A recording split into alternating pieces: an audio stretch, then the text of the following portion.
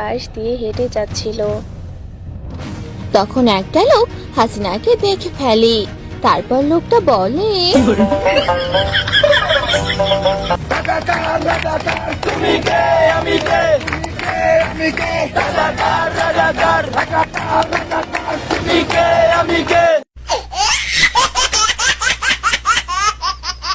এমন কোন শক্তি এখনো তৈরি হয়নি বাংলাদেশে যে আওয়ামী লীগ সরকারকে তারা উৎখাত করতে পারে। রাজাকারী বাচ্চারা এই কথাটা মনে রাখা উচিত। হাসিনা লোকটাকে মেরে ফেললো।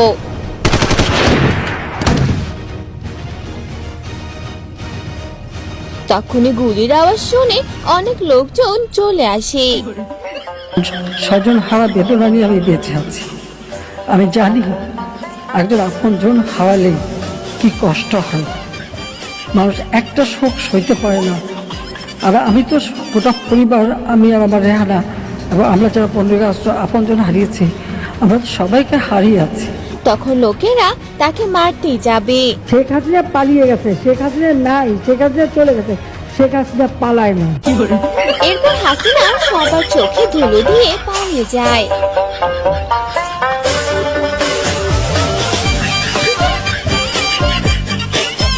তখন হাসিনা তার ছোটবেলার বয়ফ্রেন্ড মোদির সাথে দেখা হয়। তখন মোদি হাসিনাকে জড়িয়ে ধরে।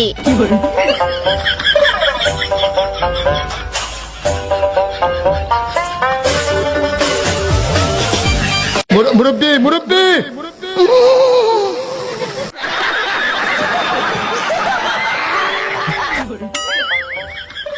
তারপর মোদি ওই লোকটিকে তাড়া করে, লাঠি তাড়া করতে থাকে। ওরে বাবা রে, পুরোটা আজকে আমাকে মেরে ফেললো রে। তখন হাসিনাও মোদির পিছু পিছু দৌড়াতে দৌড়াতে বলে, মোদি আমাকে ছেড়ে যেও না, আমাকে তোমার সাথে নিয়ে যাও।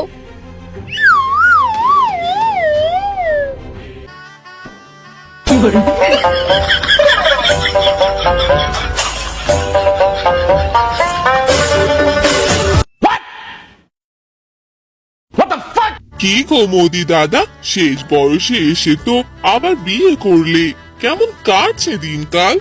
আরে মিয়া বোকা চোদা রমদারায় রইলা কেন? সালাম দাও, সালামি নাও। আরে রাখো তোমার সালামি, ওই টাকা দিয়ে তুমি গোমূত্র কিনে খেও। তা ভাবছি এই ভাগা করে থাকবে কি করে, খাট পালন সব আছে তো? আমার হোগা মারা শেষ, আমার কোলাকুলি হইব পাট খেতে।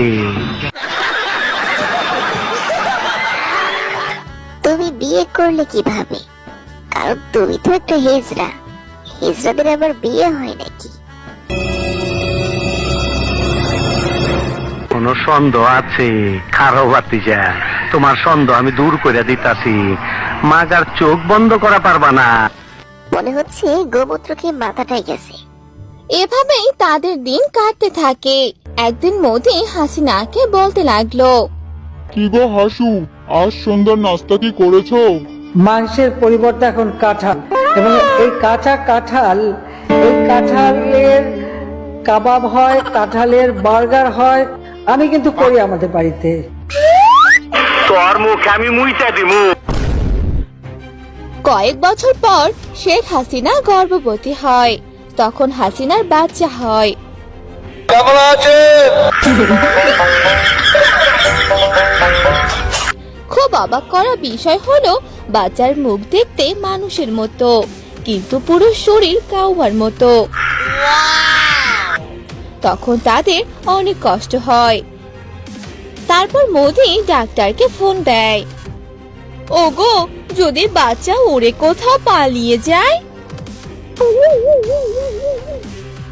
আমরা এই দেশেতে জন্মি, এই দেশেতে মরবো, পালাবো না। কোথায় পালাবো? পালাবো না, প্রয়োজনে ফখরুল সাহেবের বাসায় গিয়ে উঠবো।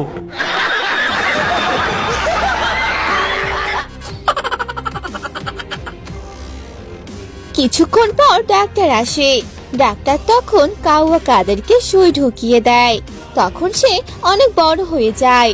বড় হয়ে বলতে থাকে, জ্বালা রে জ্বালা, অন্তরে জ্বালা। এই শতান্ন বেটি, এটা আমি জন্ম দেই নাই। তখন কাদের মোদির কোলে উঠে পড়ে। তখন মোদি কাউয়া কাদেরকে রেখে দৌড়াতে থাকে, আর কাউয়া কাদের বাবা বাবা বলে দৌড়াতে থাকে, আর হাসিনাও তাদের পিছু পিছু দৌড়াতে থাকে। এসব দেখে ডাক্তার বলে, আমার ফিটা দিয়ে যা। তুই আমি পালাই, বাবা আমাকে রেখে যেও না। এই আমার ফিটা দিয়ে যা। ওরে বাবা রে, কোন কুফা বিয়ে করলাম, আমি পালাই।